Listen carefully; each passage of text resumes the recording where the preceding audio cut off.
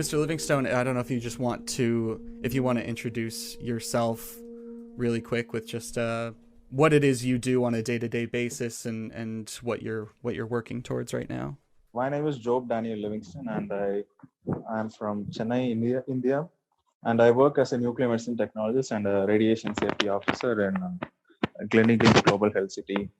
It's a private healthcare sector in India. So, in nuclear medicine, basically, we use radioisotopes, which are used in imaging and in treating some kinds of cancers with radiation. So it differs from radiation therapy because in radiation therapy they use sources that are sealed and which are treated externally. But in nuclear medicine we use liquid radioisotopes, and they are either ingested orally or they are administered intravenously to the patients to aid in imaging or to achieve a therapeutic effect in the patient. So it depends upon the clinical condition of the patient and what the desired outcome out of the procedure is. So there are so many different kinds of different procedures in nuclear medicine, and there are different kinds of radioisotopes. So it's a quite vast field. Yeah, no kidding. So I apologize already. We've already started calling you Mister, and I don't believe that's correct. Um, so I apologize for that. So, Doctor. No, I'm a nuclear medicine technologist. Actually, I have a degree in BSc nuclear medicine, and I'm a radiation safety officer. It's Mister. It's right. Okay, all right. I feel less bad. I was feeling very self-conscious for a moment. Um, so I mean, you've got a lot of accolades. One of the first things that we look into, obviously, LinkedIn profile is one of the first things that we look at just to see your different accolades. I just thought it was very funny to see that you put Microsoft Office on one of your skills. I don't know if you think that's as funny as I do, but just seeing all the other things that you're very skilled in, just you're skilled in radiation safety, healthcare, nuclear medicine, and then after that long list of very impressive things, you have Microsoft Office. I think it comes by default. I don't know if Oh, it does it really?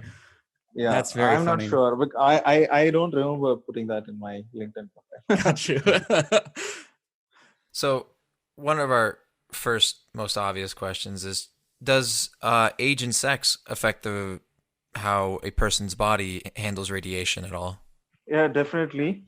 Uh, See, when you take young people, like generally children below the age of 15, their cells are very active and they multiply at a very fast pace.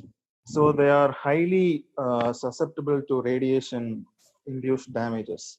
So whenever you treat a patient with radioisotopes, you have to be careful about the dosage and the amount of radiation that you're going to give to the particular patient, because it can cause some harmful effects.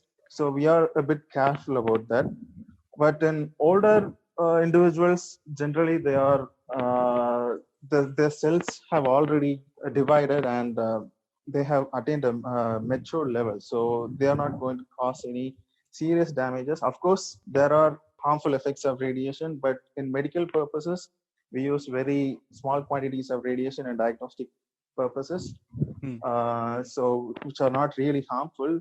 When you compare the risk versus the benefit principle, so you'll have the benefits at a higher level than the risk associated with it. So we decide based on that. Yeah. So now taking it to the genetic level, say that you are selecting astronauts for a future mission to Mars. How much would you consider their family history of cancer before allowing them to even maybe apply? Do you think genetics maybe don't have as much of an effect on how you react to radiation? Radiation, excuse me. I'm not sure about how the astronaut selection process goes in this way, but I can answer from a healthcare point of view. Mm-hmm. Okay. Whenever we do routine PET scans for lots of patients, and we don't ask history about their, the family history about like whether the patient's relatives had any cancer or something like that, because it's totally probabilistic. Because there are two kinds of radiation effects. Okay, one is genetic and the other is stochastic. The genetic effects happens when the radiation affects the germ cells of your body, either the sperm or the ovum, so it passes on to your next generation. But but when it's your somatic cells, I mean the body cells, it causes cancer in your own body. So see, not only cancer, there are so many other types of radiation induced effects also. Speaking from that point of view, I think it's not very important to have a select an astronaut based on their family history of cancer recurrence. I think it's not that very important. So the genetics aren't really going to exacerbate the issue. Yeah, because the probability of getting a cancer from other agents may be even more higher than the risk of radiation. Hmm. So even smoking or alcohol can induce cancer in many people, or even flight travel, which can cause higher, which can get involved with higher amounts of cosmic radiation. Even that can cause you to have cancer. Like, so you don't take into account all those things. So I don't think it's going to be a serious issue in selecting an astronaut. Definitely no. So going a little bit higher than planes, for example, now we're flying a little higher at the ISS here.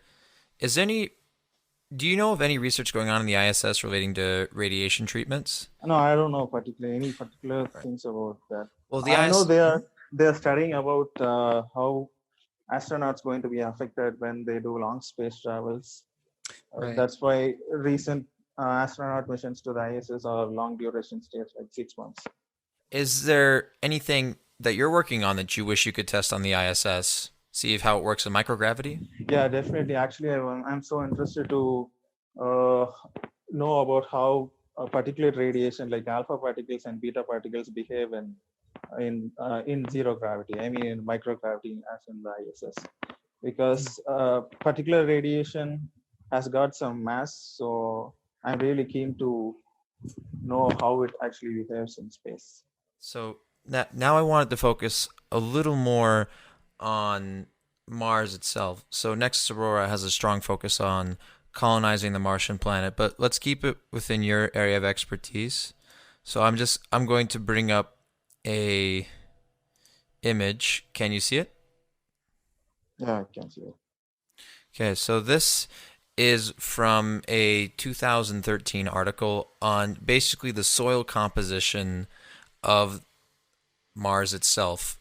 Obviously, this depends because this is from the Martian rovers, and they were all in different areas of Mars. But basically, there's many proposals as to what to build on Mars, and it has to, of course, stand up against the radiation since since there isn't a strong magnetic field around the planet. So I was wondering, do any of these materials that you see can they be used as is, or maybe with electrolysis? Could any of them be used in the construction of building materials to help better protect against radiation? Or is there any, given these materials, what would you recommend? See, basically, when you want to have radiation protection, you have to have something which has got a higher atomic number. Okay, so the basic idea is that you want to stop the radiation which is going to affect you. Is that it, right? Am I right? Yes. So you see, in all the radiation facilities, you even in nuclear reactors or in any hospitals, see, the basic principle in radiation protection is time, distance, and shielding. Okay, so in shielding, we use lead mostly as the basic material for radiation shielding. Okay, so the one reason is it's an element which has got a higher atomic number, and it's quite cheap also. So that's one reason why we use lead. So when you consider some buildings you want to have in Mars, so maybe you should go for something which has got a higher atomic number. So that would be my idea. So I'm seeing the titanium oxide. Would you recommend that maybe? I'm not sure about the atomic number of titanium oxide. No worries. That'd be quite a pull.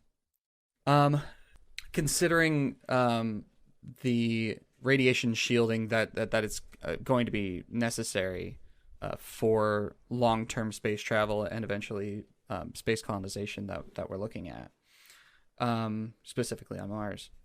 How far off do you think we are from the technology necessary for the amount of shielding that would create life like that is on par with what we have on Earth? How far off in years do you think we are from the technology that would be necessary to negate the negative effects of radiation from space travel? See, according to my knowledge, I think one problem will be the amount of payload what the rocket would be able to carry to Mars, because read that SpaceX Starship can carry around 100,000 kilos of payload, if I'm right. But the thing is, like, if you're going to be able to extract some materials which can be used for protection in Mars, that would be great when you're going to reach Mars. So from technology point of view, I think we are quite near, but when the time comes and the right time comes, and when everything else is ready, I think by the time maybe in another 10 or 15 years, probably by 2030s or 40s, maybe we will be able to achieve this goal. The only problem will be about the travel to Mars, which according to the recent report says it takes around 6 to 9 months to travel to Mars, if I'm right. That is correct, yeah. Yeah, so the main idea would be to extract some materials from Mars itself and to build something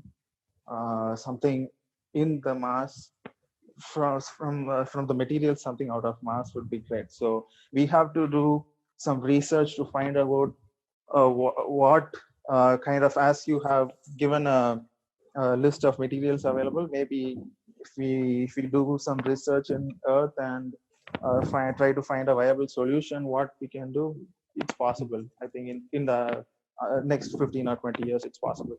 That's very exciting. So it's either, so you think we have the technology on Earth to create the kind of shielding that we would need? It's just the issue of getting it there and or building it there. It's definitely possible, yeah. What about other technology on Mars, the rover, for example? The Perseverance is going to be launched soon, isn't it? In July. Yeah, July. It'll land February 2021, I believe. So these missions are designed to take samples from Mars back to the Earth and study if there are going to be any living creatures and like microorganisms. So I think they'll be very crucial in deciding how the next phase of sending astronauts to Mars is going to be. Do you think those creatures will appreciate being sung happy birthday to? I ask because the Curiosity rover, every Earth year at least, sings happy birthday to itself because because I guess they had some spare room in the code. And we were wondering, if you were stuck on Mars, what song would you bring? Actually, I haven't decided anything about this. I've never dreamt of being in Mars, but I wish some people goes there, but I have never dreamt of being myself there in Mars. At least I think we would probably try and program it so that it would sing happy birthday on your birthday. I think that's a good enough change up. So we've spoken about radiation, and I know you just said you wouldn't want to go to Mars, but there are people that do. And we can imagine these people living on Mars. I mean, there's a lot of conversation. I mean, Starship is being built not to go to Mars, but to go and stay on Mars. So we can imagine generations of people being on Mars. Could you give us an idea of what might happen to humans evolutionarily over like eons of time of inhabiting Mars and being exposed to this high level of radiation on a regular basis? Are you trying to say that like people may get resisted to radiation, something like that. I'm saying that you're going to have people isolated on Mars from the rest of the human population. And I'm just wondering if, given your expertise in radiation, are there any like obvious effects? Like I'm sure radiation exposure will cause humans to be more radiation resistant, but is there anything else you could foresee happening? I assume that they'll be definitely having lots of radiation associated illness. Maybe probably it will be long term effects, not the immediate short term effects. Okay, so the long term effects maybe, as you said, cancer or cataract or some genetic effects maybe. But I'm not. I'm very sure that you won't have any short term effects like skin erythema. I mean the reddening of the skin, or maybe nausea or diarrhea, something like that. Those are short term effects which occurs when you get high amounts of radiation in very short amount of time. So I don't think there's a possibility for that, but definitely there's a possibility of people who are going to colonize in Mars. They'll be having definitely long-term effects of radiation. That's no doubt about it. So you would say that so, that short bursts of extreme radiation are worse than the same dose over a long period of time? See, in a short amount of duration, when you give severe dose of radiation, you don't. I mean, the cells don't have a proper time to repair themselves. Okay, but Hmm.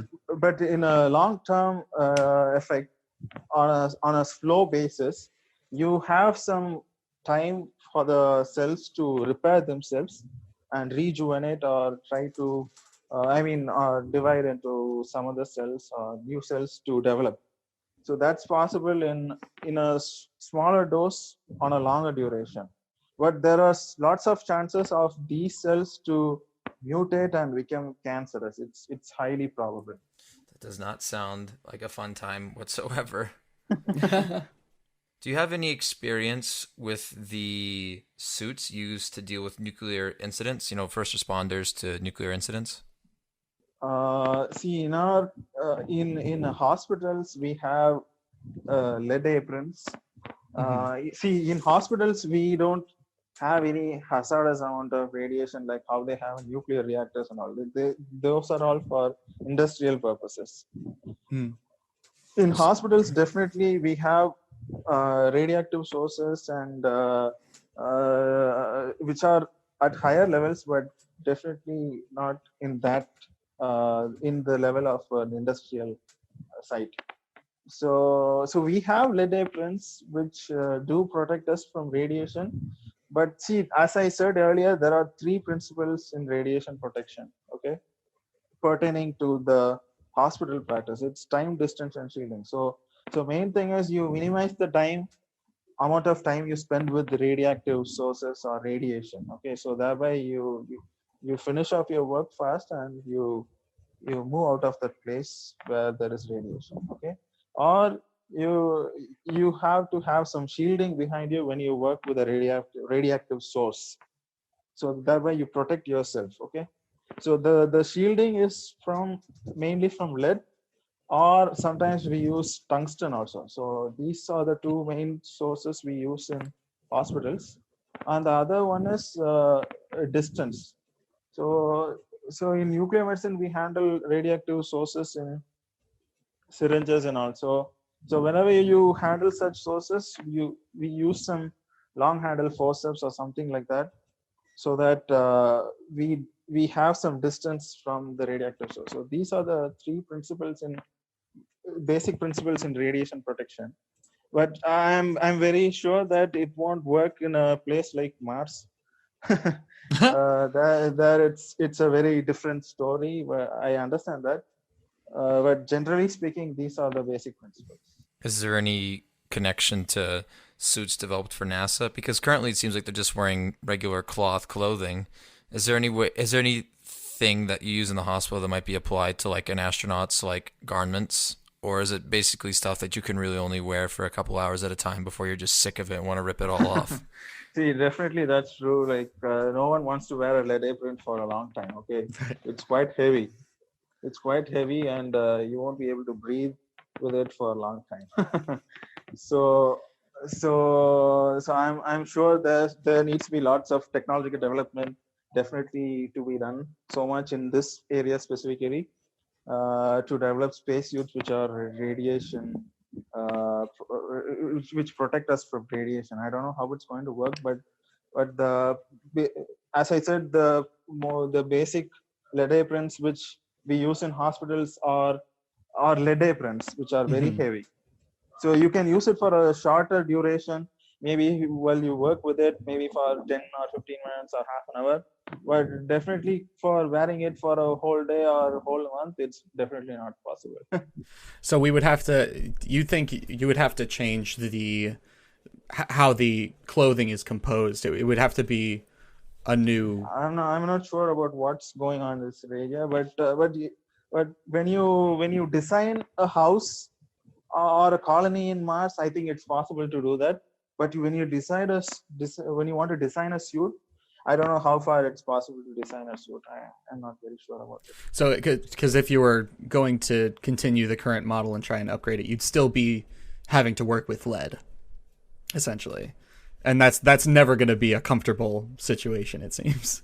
As I said, you have to use something which got a higher atomic number. Right. So when you have an element with higher atomic number, the radiation won't be able to penetrate the shielding which you have.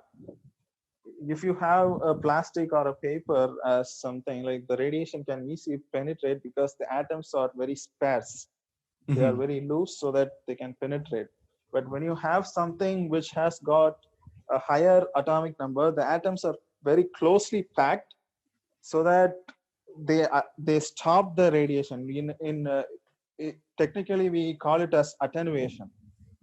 So that happens so that the radiation doesn't penetrate. It doesn't mean that nothing comes on the other side. It depends upon the energy of the radiation and the amount of photons which are emitted. Okay, so there are so many parameters to it, not just the radiation itself. So if the radiation energy, I mean if it's gamma rays, if the gamma ray energy is very high, then it's definitely going to penetrate something. I mean, it's definitely not going to stop everything. So we have something called half value layer, HVL. Okay. So half value, it's basically it's the amount of lead that you need to stop a particular number of particular radiation into half. Okay. I'll give you an example. Okay. Say you have an iodine 131 radioisotope. It emits a gamma photon energy of 364 kiloelectron volt energy. Okay. And say it's emitting 100 photons per minute. Okay. Per minute, for example. So if you have 3 of lead shielding behind that, it's going to stop the amount of radiation into half. It's calculated that if you want to stop iodine 131 isotope, I mean the 364 keV gamma photon of an iodine 131 isotope, you're going to need at least 3 to make it into half. So it depends upon what kind of radiation is there in Mars. Is it gamma photons, and what is the energy of the gamma photons, or the radiation, or the X-rays, or gamma photons, whatever it is. And so the shielding design will be based on all those things. And I'm really curious about whether the rock materials and the sand in Mars have got any radiation in it. I'm really curious to know about it. And so those are some of the things which will be affecting how you design. And it also depends upon where you land. Okay, so say I'm not very sure, but maybe the poles might have some higher amount of radiation. I'm not sure. I'm just guessing it. So the design will be based on all those things. I think the rovers which NASA has sent, and it's going to send, so they'll be giving us crucial detail about how much amount of radiation is present in which place, and so all those things will be very crucial in designing these things. I'm sure it varies probably pretty greatly with what you work with in hospitals, because there's you would have to be able to anticipate the amount of radiation coming in, which on the hospital level, I imagine you know exactly how much radiation you're working with. It seems like a very controlled situation, so Definitely, it's control. it would have to be a significantly different composition if you're going to be ready for any variation of the amount of radiation coming in. Yeah. I mean, like you're saying, you mean the design of the lead aprons? Are you saying about that? Yeah, so whatever shielding you have available, obviously they would on Mars you would need some amount of it. So the difference in between the shielding that you're using on the medical level to the shielding that would be necessary on Mars would vary in that way. See, even at a hospital level, it's very different for different isotopes. Okay, so we commonly use 2 or 3 isotopes. Okay, so one is technetium 99M, the other one is fluorine 18, and the other one is iron 131. So these are the 3 common radioisotopes, and these 3 have very different kinds of physical properties. So these 3 will need different kinds of shielding to protect yourself and the patients or whatever. So even the rooms where we have all these isotopes are designed according to that. So when you design a layout for a nuclear medicine department, so we take into account all these things and design them.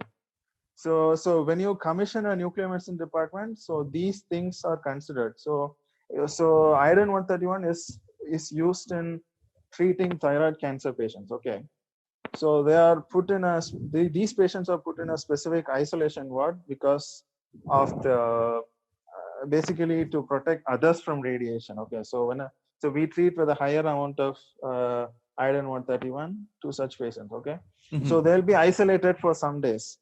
So the point I'm trying to tell is, like, when you design such rooms, you have to take into consideration all these things. So say you are going to give a patient with 200 millicuries of iodine 131. Definitely there will be nursing care, but you have to keep the radiation as low as reasonably achievable. So it's called ALARA. ALARA is the basic principle. So you have to keep it as low as reasonably possible. Okay, so that's the main idea. So at the same time, you cannot compromise on the patient care which the patient is going to get. So there needs to be an optimal level. So the rooms are designed according to that. So mainly we have concrete shieldings in these rooms. So when we commission an iodine 131 room, we have a source of 200 millicurie of iodine or whatever amount of dose you're going to treat with the patient, maximum. So some centers may give 300 millicurie of iodine. So it depends upon various centers and various places in the world. There are so many regulations, but in India, it's going to be maximum of 200 millicurie. So we'll place 200 millicurie of iodine in a room, and we'll survey the walls around the room to find out how much of radiation is coming outside, and we'll find out whether it's reasonably reasonable. Because the public or the staff who are going to be there around with the patient should not get a significant amount of radiation such that they are going to get some possible cancer genesis, carcinogenesis or something like that. So we take into account all these things when we design a nuclear medicine department. Great. So I think it will be very similar to this in Mars when you're going to design something there also.